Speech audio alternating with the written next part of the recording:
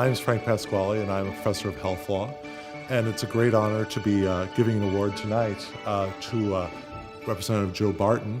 I've been studying his work in privacy for some time, and it's terrific to have a chance to go over that tonight. So just to introduce you to Representative Barton, he has degrees in both industrial administration and engineering. And at Texas A&M, he was the outstanding industrial engineering student of 1972, the outstanding student of his class in that field. And I think that level of engagement with the technical details sort of echoes what Ross's background, and sort of a real interest in how business is run. He was a plant manager at the Ennis Business Forms Company, and he was a gas decontrol consultant. After this career in the private sector, and I think it's very valuable private sector experience that we need to see more of among our elected officials. In 1984, he was elected to Congress from the 6th District of Texas. And since 2003, he's been the co-chair of the Congressional Privacy Caucus and a member of the Tea Party Caucus since recently. And I think that one of the things that, when you do a search in terms of privacy and Joe Barton and try and look at his record, what's fantastic to see is in a highly polarized Washington environment, you're constantly seeing Representative Barton and other representatives that deeply care about privacy really going to the mat in what can be very unpopular situations. For example, just recently, he's weighed in on the cybersecurity bill. And as anyone who knew, I wrote an article on fusion centers recently. I followed Priscilla Regan's work on legislating privacy. As anybody knows, it takes enormous courage to go up against, say, the cyber industrial defense military complex and say, wait a second, let's really protect Fourth Amendment rights. And Representative Barton's been willing to do that. He also, I think, really exemplifies the best values of conservatism. When I think of Joe Barton, I think of a conservative, and that's against overweening government power. It's skeptical of grand plans. It's skeptical of crony capitalism. It protects our children, as he has weighed in recently with respect to plans to bring kids under 13 onto social networks. And he's weighed in against that, or to really take that critically.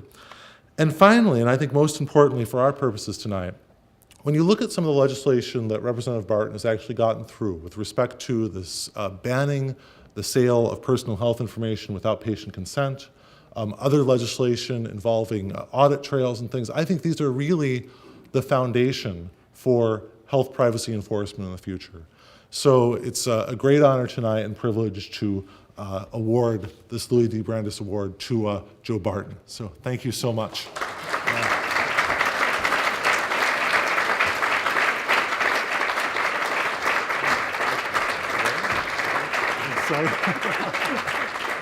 Congratulations. Thank you.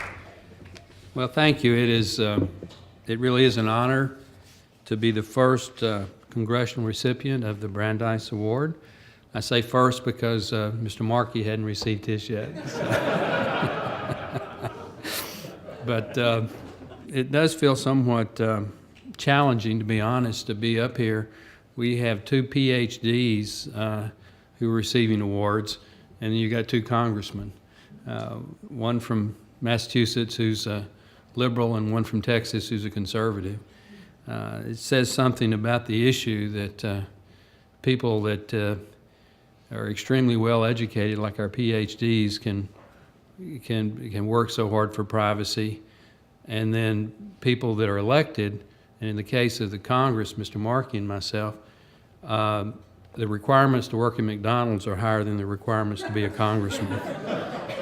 You got to be 25, live in the state, and be a citizen of the state. That's it.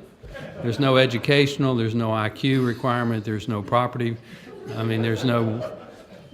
That's it. They wanted the House to be close to the people, and certainly in my case, that's succeeded because my background would not lead you to believe that I'd ever be elected. In fact, when I decided to run for Congress, we took a vote, a straw poll of my family.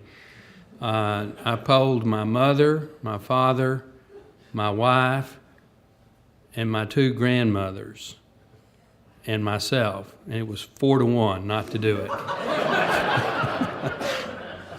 fact, my grandmother Barton, who at the time was in her 80s, was a lifelong Democrat. I mean, she was a dyed-in-the-wool, I wouldn't say liberal Democrat, but she was a progressive Democrat. And she had promised my grandfather Barton, Papa Barton, that she would never vote for Republican. Never. So when I went to talk to her, I said, Mama Barton, I'm going to run for Congress. And she was kind of neutral about that. And I said, but I'm going to run as a Republican. She said, oh my God. And she did not vote for me. She campaigned for me. She rode in the Pioneer Day Parade in Whitney, and she went to the nursing homes with my Uncle Leroy, but she did not vote for me. But the second time I ran, she did vote for me.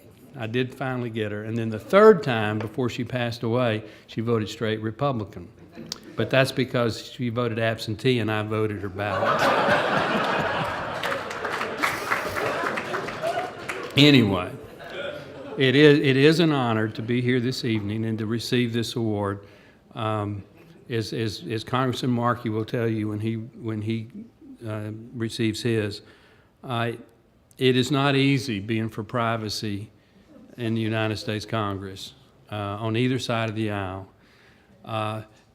Even though the privacy is not specifically mentioned in the Constitution or in the Bill of Rights, it is clear that had our founding fathers felt that it needed to be protected explicitly, they would have done so. And they took it for granted that it was such an obvious thing that they didn't need to mention it. Although two of the original Bill of Rights, the Fourth Amendment against unreasonable search and seizure, and the amendment that against quartering of troops in your home, are clearly privacy protection amendments. But in the modern age, if you do a poll of the population, the right to privacy is going to get about 99% of the votes. But when it comes to legislation or to protect it, there is always something that is a little bit more important at that moment. Whether it's the cybersecurity bill, which Ed and I tried to get a privacy amendment made in order on the House floor without success, whether there's a bill that is some sort of a marketing bill, an economic bill, there is something that takes precedent at that time. Privacy is never the issue. So if you ask people, are we for protection of your privacy? Well, sure. If you ask the Speaker of the House, the Majority Leader of the House, the Whip of the House, the Minority Leader, the Minority Whip, they would all unequivocally say they're for privacy protection and mean it until it comes time to protect it. And then the right, the need to mine a database, the need to collect data, the need to protect cybersecurity threat, whatever it is at that moment is a little bit more important.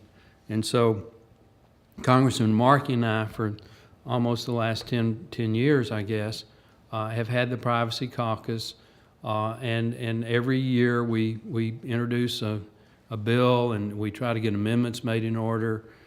This year alone, we've had 2 or 3 policy seminars, and it seems like we write a letter every week to Facebook or Google or Yahoo or Verizon or somebody who is all for privacy, and they have privacy councils and privacy experts, but somehow they just don't get around to really doing it, you know? They just don't, Facebook is the latest. Yesterday, Ed and I fired off another letter to Facebook, and we'll get the obligatory non-response or whatever. But we're going to keep trying, and we will win over time. I mean, if there's anything that's more important in the 21st century than it was in the 18th century, it's privacy protection, because the ubiquitousness of the ability to collect data on yourself without your permission, without your knowledge, is almost exponential. I shudder to know what information is on various databases about myself and my family that I know nothing about. and I never will. I never will. So I'm sincere when I say thank you for the award, and I pledge, and I'm sure Ed will pledge, we will keep working, and we will prevail. We will ultimately prevail because, one, it's the right thing to do, and two, the more people like yourself and Fair Warning get involved, the easier it will be for those of us that legislate to do our job. So thank you very much, and I'm sincere and thank you for your service.